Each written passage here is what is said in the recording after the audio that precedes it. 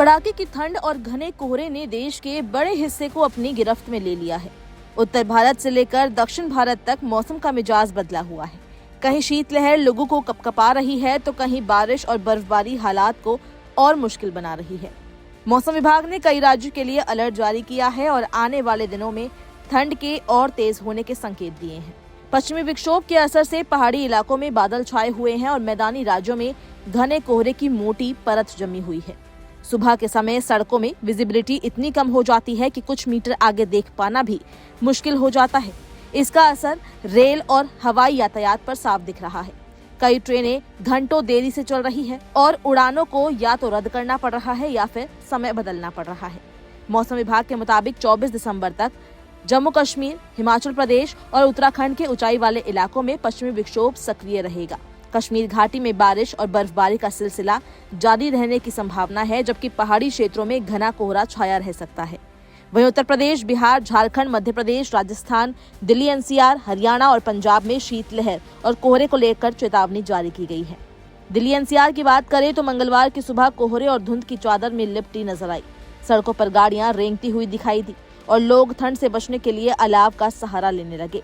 राजधानी में अधिकतम तापमान करीब 20 डिग्री सेल्सियस और न्यूनतम तापमान 10 डिग्री के आसपास रहने का अनुमान है, लेकिन आने वाले दिनों में ठंड और बढ़ सकती है। मौसम एजेंसियों के अनुसार 24 दिसंबर को न्यूनतम तापमान 9 डिग्री तक गिर सकता है और क्रिसमस के दिन कड़ाके की ठंड पड़ने के आसार हैं। बिहार में मौसम अपेक्षाकृत साफ रहने की उम्मीद है। राजधानी पटना में दिन के समय धूप खिल सकती है, हालांकि सुबह और रात की ठंड बनी रहेगी।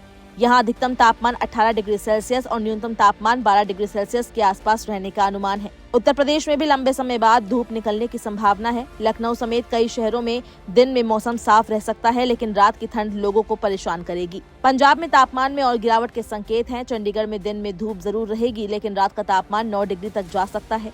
अगले दिन न्यूनतम तापमान और गिरकर 7 डिग्री तक पहुंच सकता है। राज्य के कई हिस्सों में घना कोहरा बना हुआ है, जिससे यातायात प्रभावित हो रहा है।